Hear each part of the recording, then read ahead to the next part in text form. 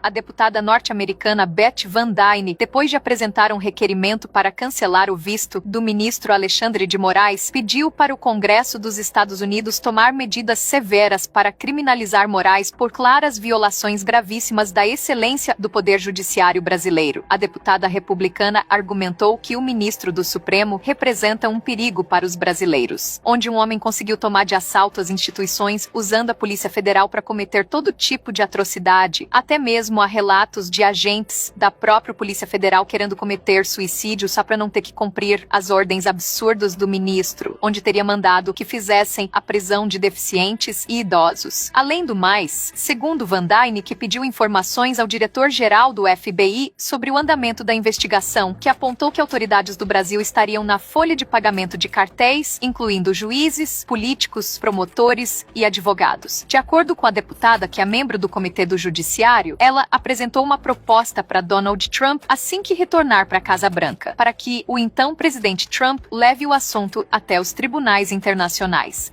O presidente do Congresso dos Estados Unidos, Mike Johnson, depois de mandar um duro ultimato para a alta cúpula da Polícia Federal no Brasil, ao expressar enorme preocupação com o avanço da corrupção brasileira promovida por juízes da Suprema Corte que estão até mesmo aliados a facções criminosas. De acordo com relatos do presidente Johnson, Moraes teria entrado com pedido de prisão contra a deputada Paula Belmonte, que expôs vários escândalos do ministro que fez com que Alexandre expedisse uma ordem de prisão para a deputada. Johnson, que sugeriu à Casa Branca para aprovar uma resolução contra o Brasil devido à corrupção desenfreada promovida pela Suprema Corte brasileira. Deputados americanos também corroboram a proposta do presidente da Câmara dos Estados Unidos. E na terra do tio Sam, o legislativo americano é temido até pela Casa Branca, que propôs aprovar no Congresso americano impor sanções ao Brasil devido aos crimes cometidos por autoridades brasileiras. Segundo Johnson, que recebeu informações de que Alexandre de Moraes teria contatado a Interpol para expedir uma ordem de extradição para a deputada Paula Belmonte e recebeu um belo de um não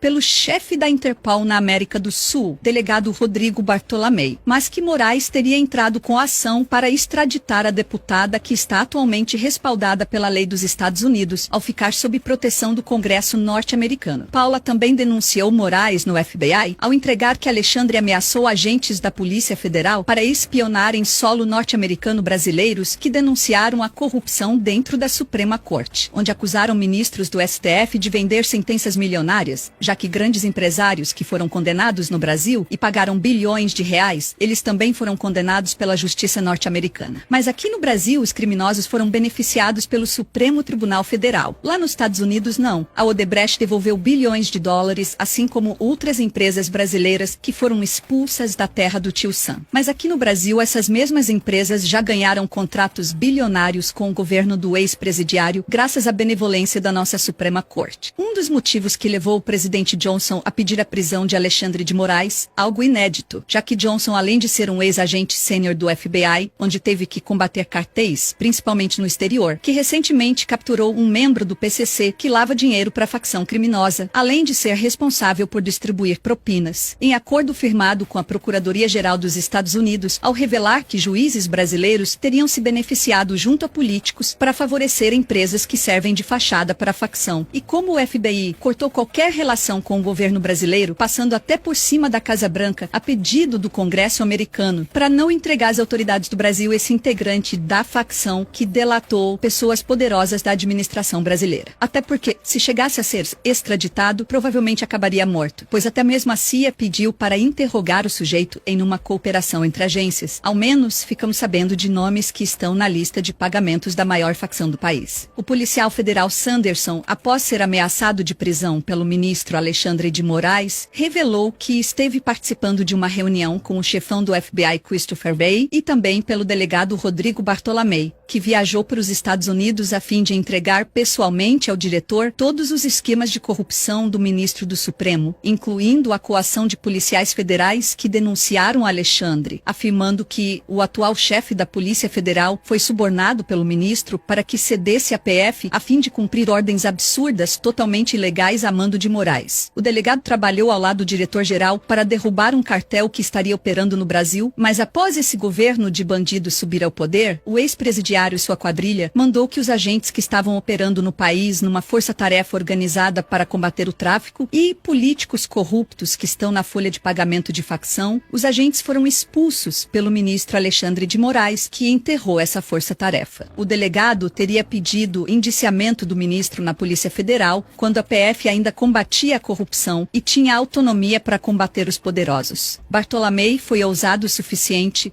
para pedir um mandado de prisão de Alexandre, alegando que o ministro seria um dos chefes de uma quadrilha que estaria operando milhões em propinas, e como agente da Interpol, que chefiou uma das maiores apreensões de lavagem de dinheiro, onde acusou formalmente os membros do Poder Judiciário de estarem levando dinheiro ilícito para fora do país.